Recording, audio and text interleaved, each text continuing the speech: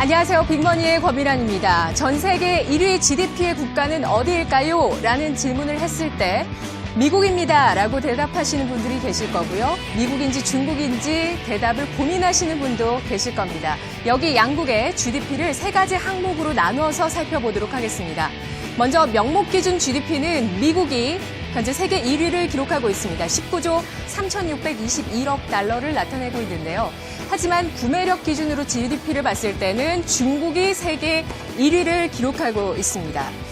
그리고 1인당 GDP를 봤을 때는 현재 세계 74위에 중국이 있고요. 세계 7위에 미국이 차지하고 있습니다. 여기에 바로 잠재력이 보입니다. 정말 세계 2위 규모의 경제 규모, 2위 규모의 인구 규모를 가지고 있는 중국의 소득이 점차 높아져 나갈 때 시간 차이가 되겠습니다. 시간 차이로 중국이 전 세계 1위의 GDP에 올라설 수 있겠다라는 부분들 충분히 허무맹랑한 주장이 아니라는 부분 여기서 예상을 할 수가 있는데요. 우리 세대들 기억 속에는 사실 중국을 다소 낮춰서 보는 경향들이 있었습니다. 이러한 부분들이 있습니다만 지난 2014년 구매력 기준으로 아주 근소한 차이로 중국이 미국을 앞지르기 시작했을 때 식자들 사이에서는 이러한 경고가 나오기도 했었습니다. 우리 세대가 중국인들에게 발 마사지를 받아보는 마지막 세대가 될 것이다. 중국이 우리나라는 물론 미국을 위협하는 그러한 경제 규모를 갖게 된 중국인의 혹은 중국 경제의 저력은 무엇일까요? 바로 산자이 문화입니다. 중국산 모조품을 뜻하는 산자이, 일명 짝퉁이라고 하죠. 부정적인 의미가 상당히 강한데요. 하지만 최근 들어서는 긍정적인 의미가 더해지고 있습니다. 창조적인 모방이라고 하죠. 애플을 따라하면서 만들었던 중국의 좁쌀, 샤오미가 정말 가성비 제품으로 전 세계 소비자들의 이목을 끌었는가 하면 별에서 온 그대와 상속자들이라는 우리나라 드라마가 중국에서 데이트를 하게 되자 중국에서는 이런 영화가 나왔습니다. 별에서 온 상속자들. 정말 낯뜨겁게도 두 드라마를 아주 절묘하게 결합시켜 놓은 그러한 모습이었는데 이것을 오히려 한국으로 역수출하겠다는 당당함을 보여주기도 했습니다. 참고로 중국이 콘텐츠마저 잘 만들기 시작하면 우리 콘텐츠 기업들 위험해질 수 있습니다. 자, 그렇다면 적은 인구 또 작은 땅덩이를 가진 우리나라의 저력은 무엇일까요? 오늘은 이 이야기를 해보고자 하는데요. 우리나라 GDP는 명목 기준 세계 11위, 구매력 기준 세계 14위를 기록하고 있습니다. 퍼스트 무버, 선도 그룹 그 아래에서 중간자적인 위치에서 매우 좋은 기술력으로 그러한 제품들을 잘 제조해낸다라는 것이 우리나라 경제의 원동력이자 잠재력인데요.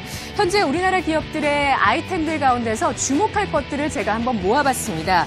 바로 4차 산업혁명 시대에 수요가 늘어날 수밖에 없는 것이고요. 그 변화의 물결 속에서 많이 쓰일 수밖에 없는 것들. 그런데 우리가 잘하는 것들입니다. 이러한 것들은 언제든지 주식시장에서도 잇 아이템이 될 수밖에 없겠고요.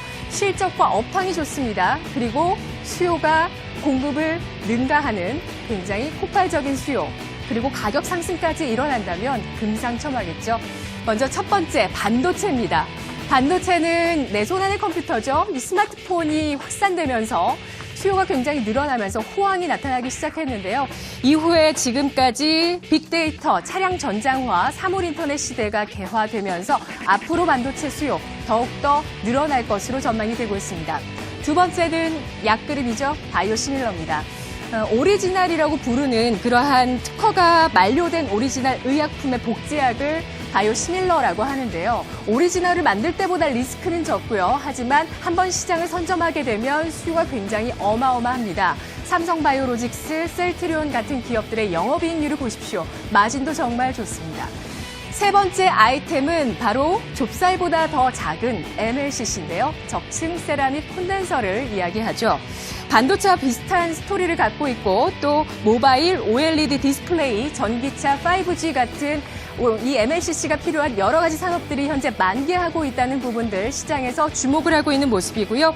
수요는 증가하지만 공급은 굉장히 한정적이라는 것이 현재의 포인트가 되고 있습니다.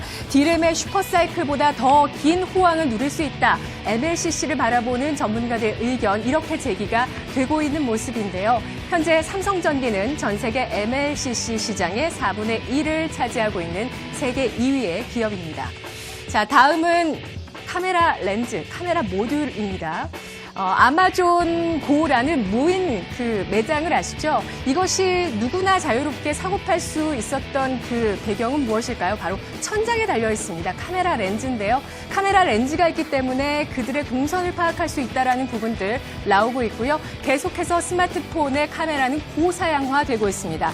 다음은 5G인데요. 우리나라가 세계 최초로 5G를 상용화할 것을 목표로 하고 있죠. 이것이 되게 된다면 통신 장비의 글로벌 수출길이 아주 크게 열릴 것으로 기대가 되고 있습니다.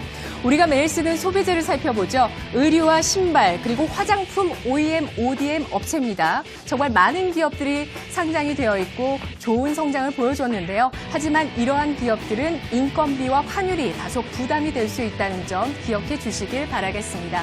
시본네라는 업체가 있는데요. 이 명품 가방 OEM 업체입니다. 비상장 회사인데요. 전 세계 명품 가방의 10% 생산을 담당하고 있는 그러한 기업도 우리나라 기업입니다.